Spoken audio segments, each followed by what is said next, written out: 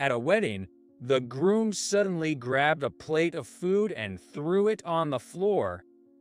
The sauce splattered loudly on the carpet. Oops, my bad. Slipped my hand. Ha ha. He said, looking down at me with a laughter, and announced to everyone, My friend sitting here with us is a janitor. He's used to handling dirty stuff, so let's leave the cleanup to him. Please, janitor.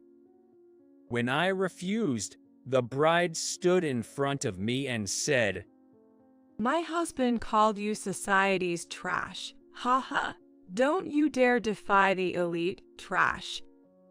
Then, my wife appeared behind the bride and tapped her shoulder. With a big smile, she said, I'll ask my dad to take away the groom's desk at his workplace.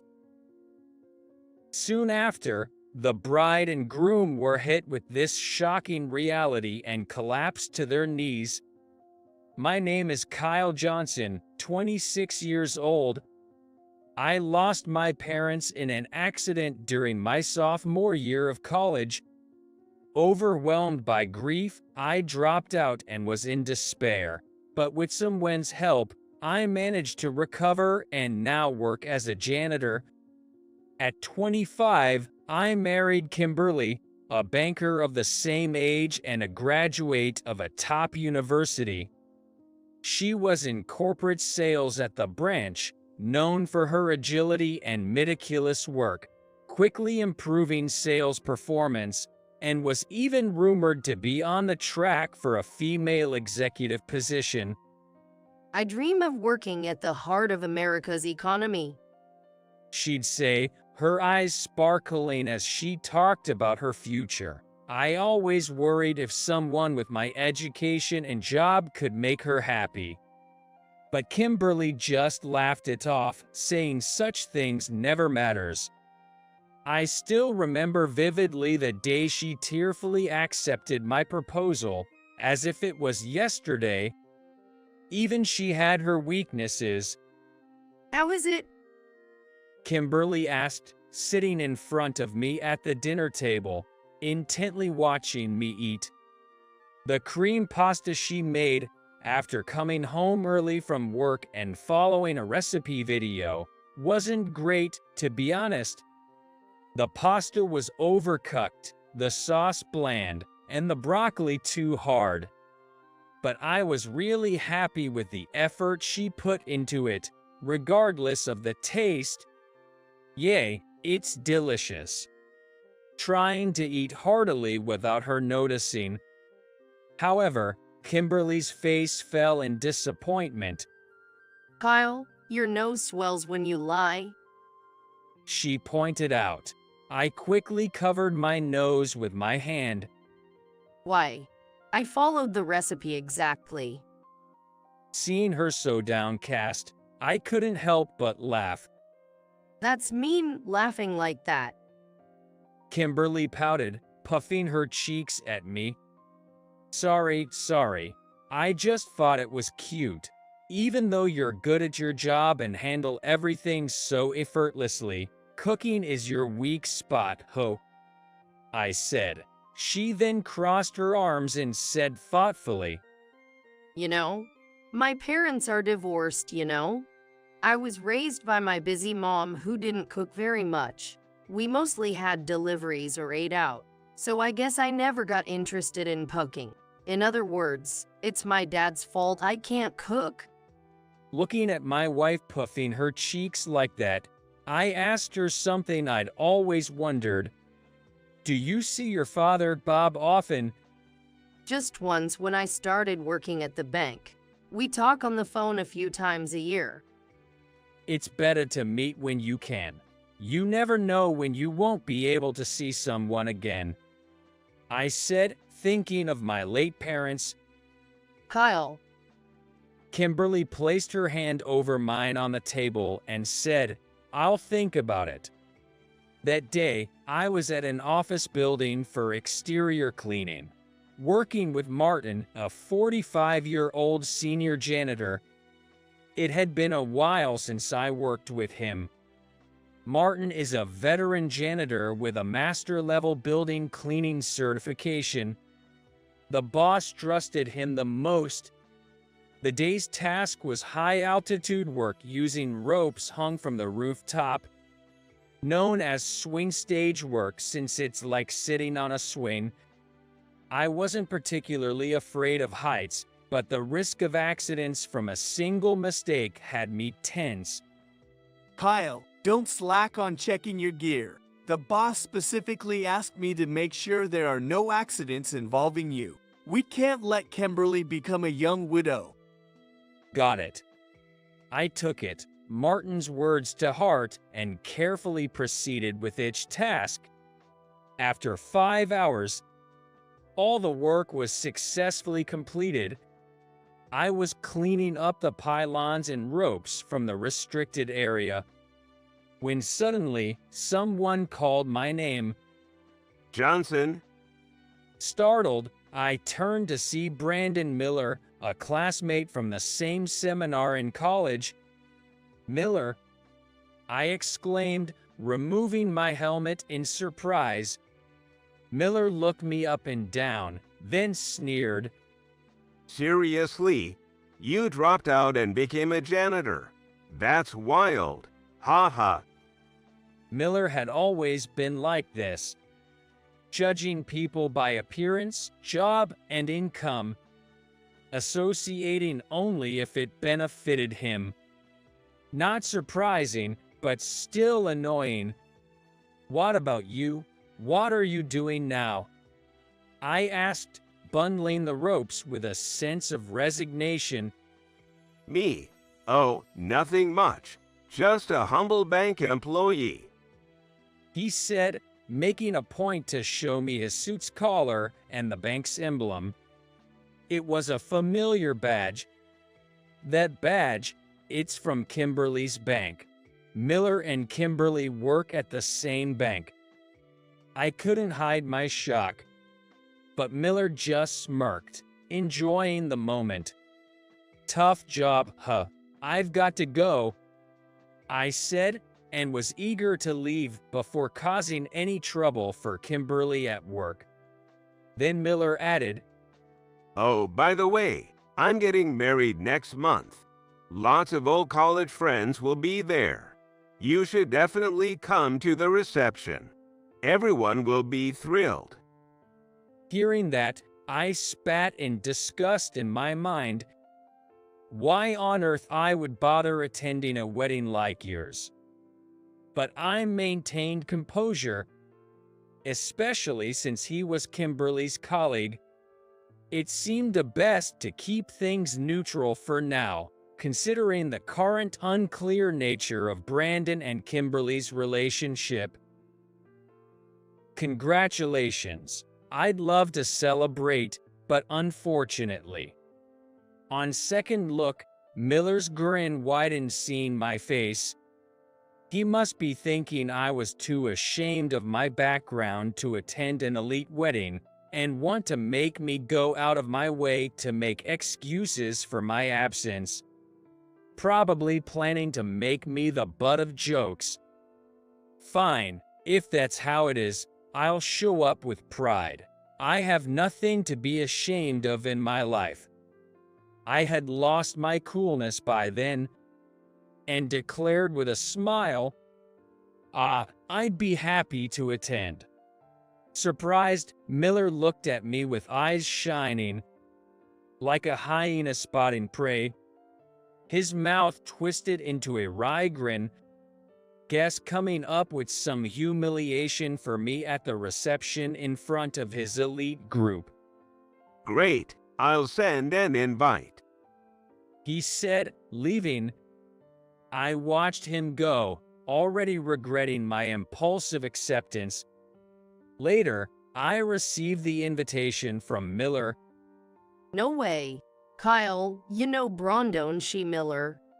At night, when Kimberly got home, she saw an invitation addressed to me among the mail on the table. She spoke to me as I was preparing dinner in the kitchen. He was in the same seminar at college. He says he works at the same bank as you. Did you know that? Know it? He's my peer. He transferred to our branch at the same time as me. We're working together in corporate sales. Look, Kimberly said, pulling out a similar invitation from her bag and showing it to me. Are we both going to the same wedding reception?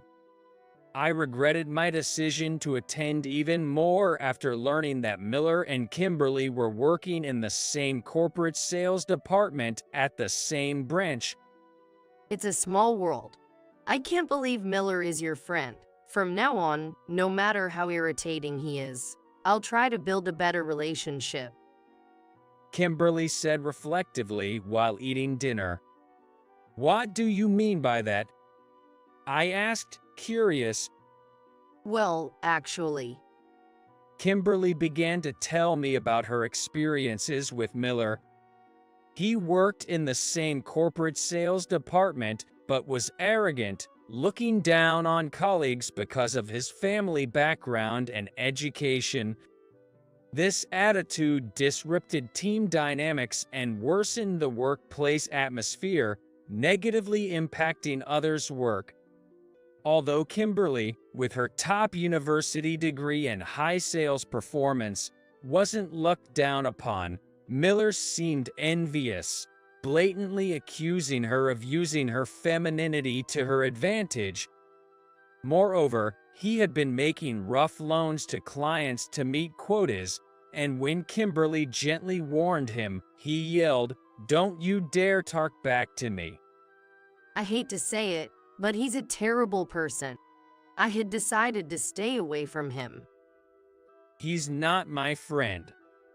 I interrupted, slamming my chopsticks down in anger. I couldn't hide my anger at Kimberly's story. Aren't you good friends, being invited to his wedding? It's okay. He's been rotten since in college. You don't have to deal with him anymore. Sorry for causing you distress. I spat out bitterly. Why are you apologizing? Haha. Kimberly laughed, looking at me curiously. She seemed a bit surprised, as I usually don't show negative emotions in front of her. Right. I forced a smile, but my agitation was evident. I couldn't stand Miller's casual remarks about Kimberly, which disrespected her just because she was a woman, knowing how hard she worked every day and returning home exhausted. Kimberly wasn't someone who would use her femininity to get ahead. I knew her sincerity and straightforward nature better than anyone. I met Kimberly 3 years ago. While cleaning the floors of a large building housing several major corporations, in addition to daily cleaning, we had a contract for monthly thorough cleanings. That day was for cleaning the floors of the lobby and corridors, which required partially taping off areas to keep them walkable while using specialized equipment. The work went smoothly, and the dirty floors were quickly shining again. I love this moment of looking back at my work. Just a bit more to go. Let's keep it up. I muttered, psyching myself up. Then, a young male office worker returned from outside and passed by me. As he did, he tossed a trash bag onto the floor cleaned with detergent, saying, "Take care of this too." I picked up the bag to look inside. The trash bag he left behind was filled with leftovers from a convenience store lunch or coffee cans, probably eaten at some park during his outside work. "Hey, wait." I called after him, but he walked away without turning back. It got me mad, but held back, bearing not to cause trouble that could risk our cleaning contract. Just then, a woman snatched the trash bag from my hand and dashed off after the young man, yelling, Wait, please. As she chased him down, I watched in amazement as the woman confronted the man. You should clean up your own trash. Even a kindergartner knows that. She scolded, handing the garbage bag back to the man waiting for the elevator. Reluctantly, he accepted it and got on the elevator. The woman then ran back to me, smiling, and said, I used to be in track and field. I was instantly captivated by her carefree smile. It was love at first sight. We awkwardly exchanged contact information, something I had never done before in my life. This was how I met Kimberly. She's full of justice and has a straightforward way of looking at things. My wife is not someone to be belittled by a jerk like Miller. I was only worried that she would be further troubled by him. Should I cancel the wedding invitation now? No, it might be too late and cause trouble. Miller doesn't know we're married, so it might be better to act like strangers at the reception. We got married when you were at your previous branch, so no one from work should know me. I told Kimberly I didn't want to add to her troubles with my issues. Why? Why should we hide it? Kimberly looked puzzled, understandably unaware of the situation. To avoid some trouble, okay. Seeing my serious face, she reluctantly agreed.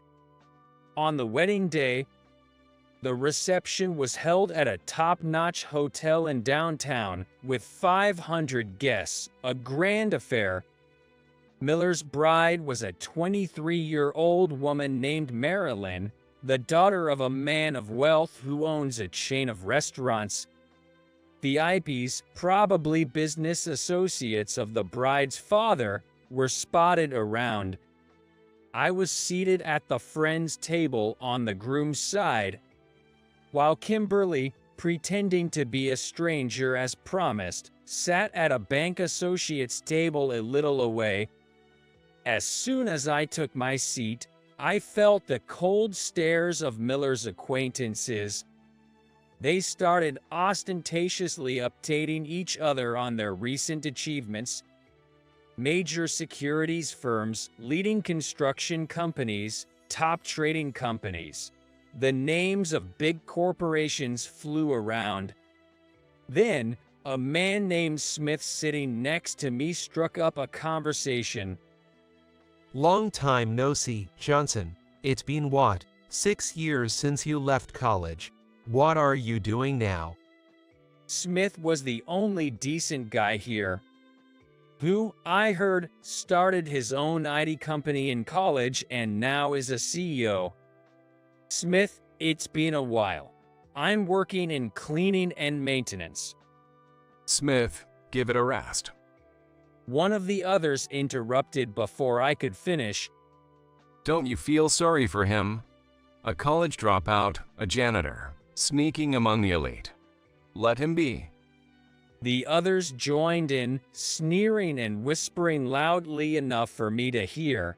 Bold of you to come. A disgrace to our college. Smith looked at me, confused, but I gestured to him that I was fine. As the bride and groom entered and the reception started, the attacks on me didn't stop.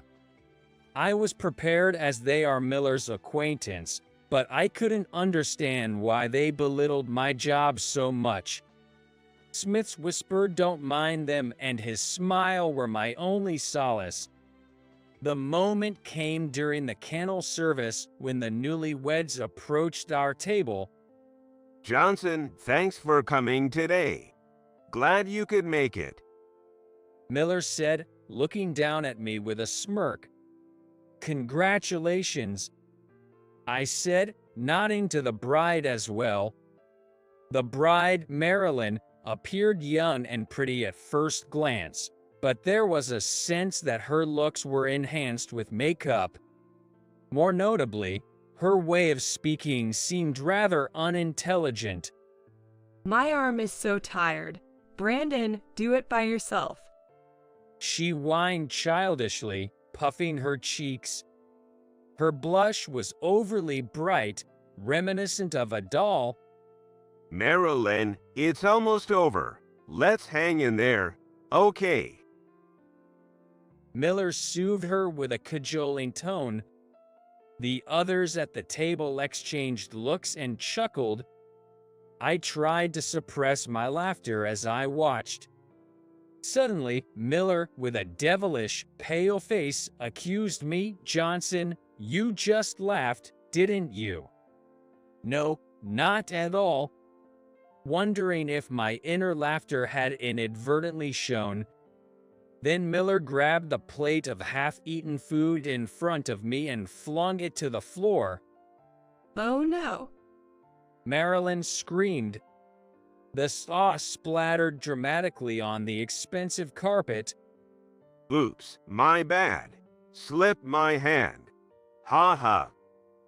Miller laughed, looking down at me. People at nearby tables turned their attention to us. A female staff member rushed over to clean up, but Miller stopped her. No need to worry. My friend here is a janitor, accustomed to cleaning buildings and such. He's used to handling dirty stuff, so let's leave it to him. Please, janitor.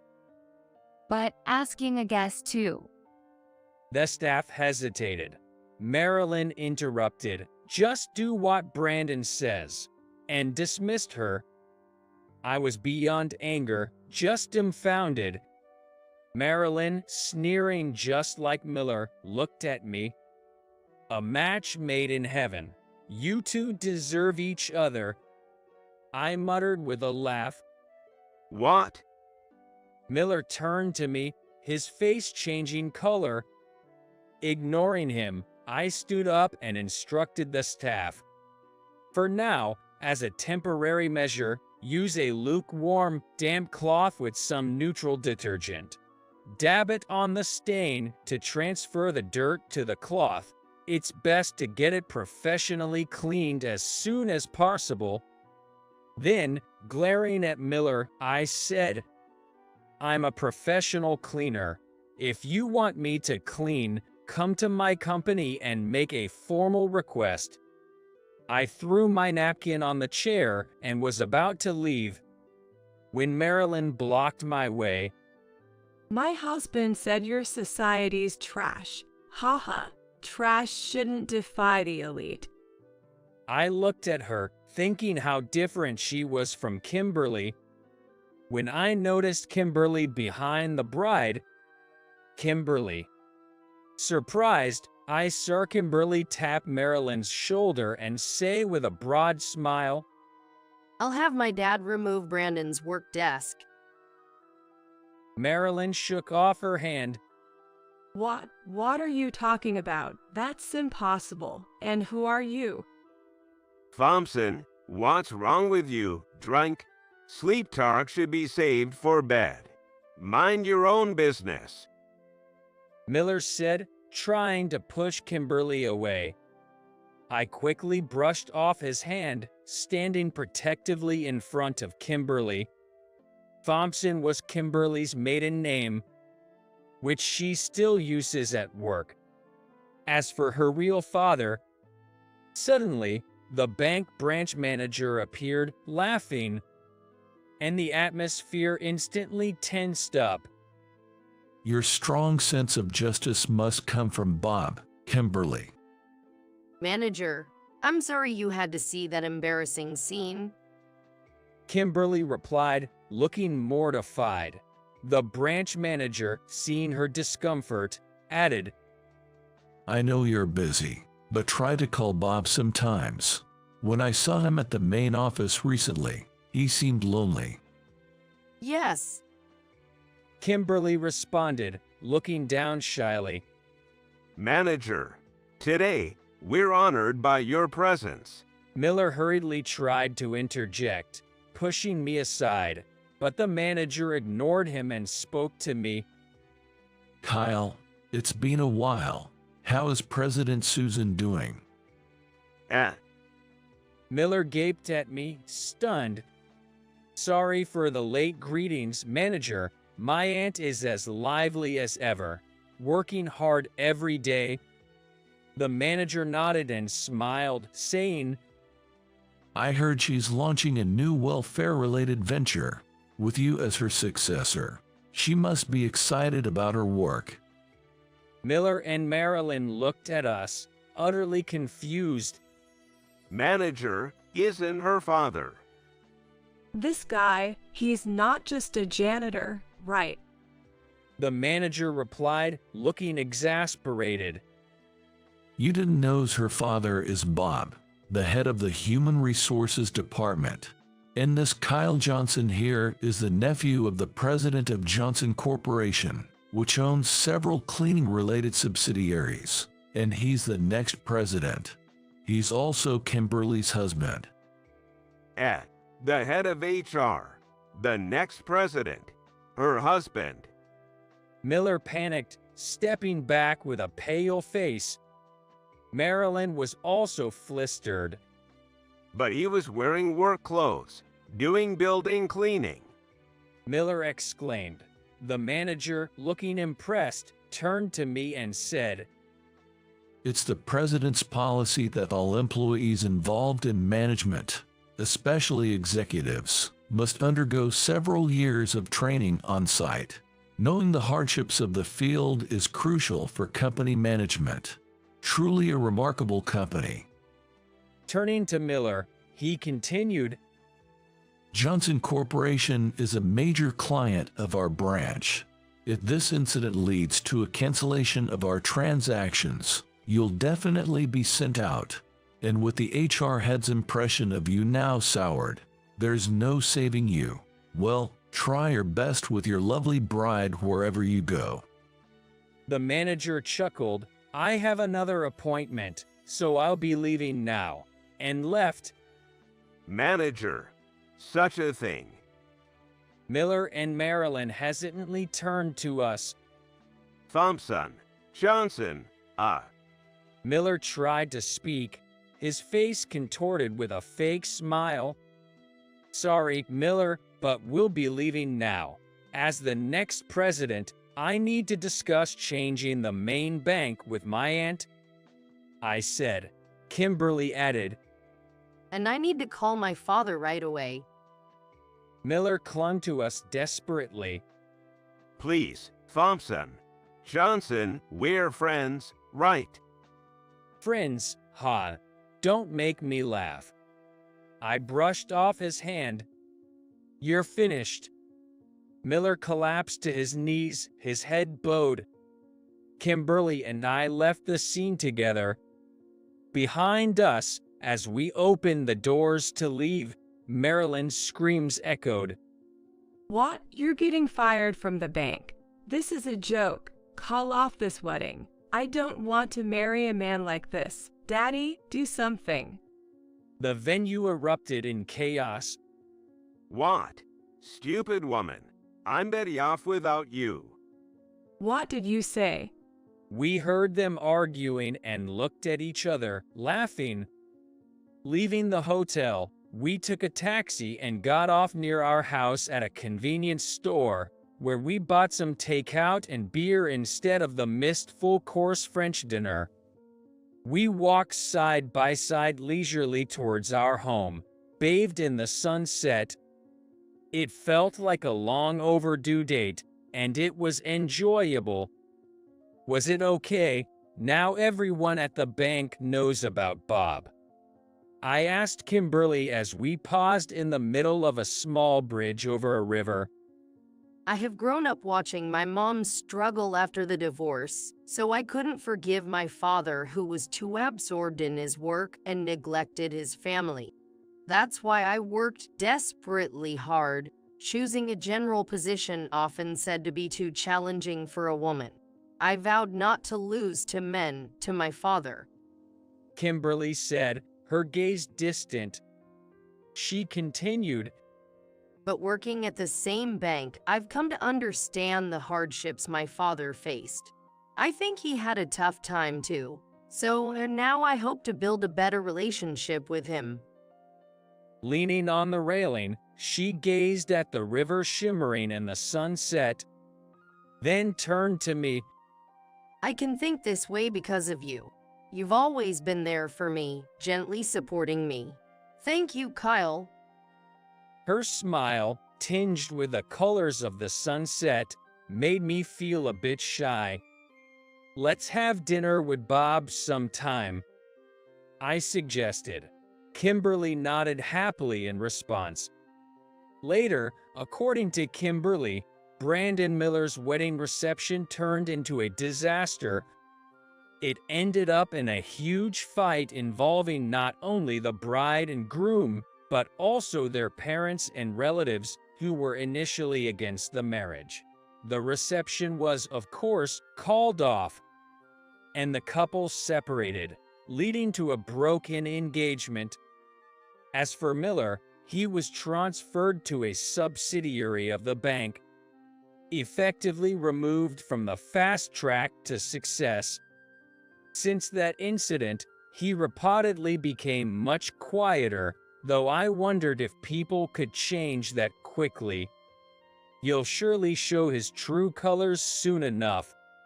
A few years later, Kimberly was transferred to the main branch, working in the Human Resources Career Group, supporting and conducting training programs for female employees. She was actively involved in creating a work environment where women could balance child-rearing and their careers, gaining media attention as a potential female executive. As for me, I completed my on-site training and was receiving full-fledged successor training under the company president. You're starting to look good in a suit. I wish my brother and sister-in-law could see you. Dressed in an unfamiliar suit during our rounds to clients, the president said tearfully, I spent my days accompanying her. At the end of a day, I found myself on that familiar bridge, watching the sunset. I felt particularly grateful for finding a fulfilling job. I wished I could tell my past self, who had lost his parents and dropped out of college in despair, your future is incredibly happy. Kyle? Startled, I turned around to see Kimberly approaching with a smile, waving her hand. Welcome back. You're home early today. She approached me, slightly embarrassed, and said, I left work early today. Went to the hospital. What? Are you okay? I asked, concerned. Kimberly didn't answer directly but smiled, tears in her eyes, and pulled out an ultrasound image from her bag, hiding half of her face with it. I'm 3 months pregnant. Overwhelmed with joy, I hugged her tightly. We're going to be parents, Kimberly said tearfully. Oh, how I wished I could tell my younger self. I am incredibly happy right now.